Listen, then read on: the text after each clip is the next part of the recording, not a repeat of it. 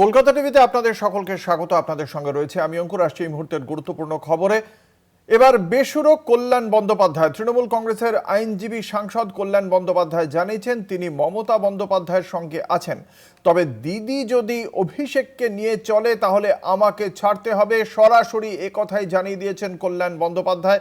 তিনি শর্ত দিয়ে দিয়েছেন কার্যত দলনেত্রী মমতা বন্দ্যোপাধ্যায়কে যে অভিষেক বন্দ্যোপাধ্যায় থাকলে তিনি থাকবেন না, তিনি দল ছেড়ে বেরিয়ে যাবে এবং এ বিষয়ে সিদ্ধান্ত নিতে হবে মমতা বন্দ্যোপাধ্যায়কে। এমনই বক্তব্য কল্যাণ বন্দ্যোপাধ্যায়ের। কি বলছেন তিনি শোনাবো। তো আমি মামলা ছেড়ে দিয়েছি, এত জুনিয়র ছেলেরা থাকবে। আর আমি পার্টির, আমি 45 ইয়ার্স প্র্যাকটিস, একটা সিনিয়র লয়ারের সঙ্গে কিভাবে কথা বলতে হয়, কিভাবে তা শুনতে হয়, তা তো বললো সেটা কিছু জানে না। এত অ্যারোগ্যান্ট,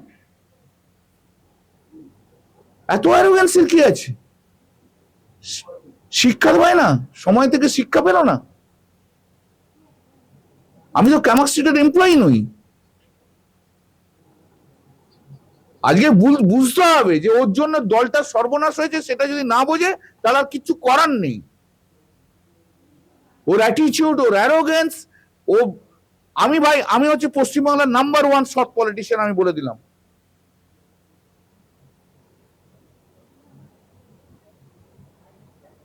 আর ওর জন্য আজকে আমাদের চোর চোর চোর চোর চোর চোর শুনতে হচ্ছে।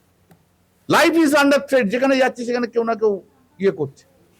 পরশুদিন এয়ারপোর্টে চোর চোর করে দৌড়ে এসছে। দিদি অভিষেককে নিয়ে চললো, অভিষেককে নিয়ে চলুক, আমাকে দরকার নেই। আর অভিষেককে বাদ দিয়ে দিদি চলে যদি, আমি দিদির পাশে আছি।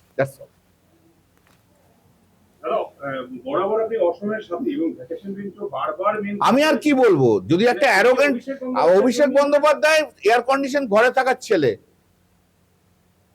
অভিষেক বন্দ্যোপাধ্যায় তো আর জানে না কত পরিশ্রম করতে, কি করতে হয়। ও সবাইকে ধরে নেইছে ওর ক্যামাক স্ট্রিটের এমপ্লয়ি। হবে না এসব, আমি পারবো না। আমিও সহ্য করতে করতে একটা সময় একটা ইয়ে এসে গেছি। 2022-এ আমি এই কথা বলেছি, আপনাদের সবাইকার কাছে সেই ভিডিও আছে। নতুন করে আমি কিছু বলছি না।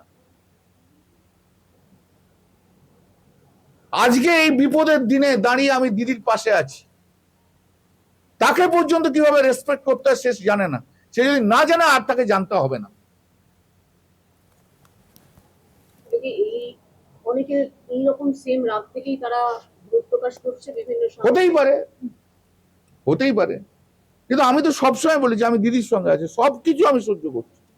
কিন্তু সহ্য করার পরে অভিষেক ব্যানার্জি যদি এইরকম কাজ করে, অ্যারোগেন্সি দেখায়, হুইমজিক্যাল হয়, সবাইকে এমপ্লয়ি ধরে নেয়, তাহলে করা সম্ভব নয়। মমতা দিও বেছে নিক, কি করবে? অভিষেককে নিয়ে থাকবে না আমার মতো যারা অভিষেকের প্রতি যারা ক্ষুব্ধ তাদের নিয়ে থাকবে? This is hard decision to take.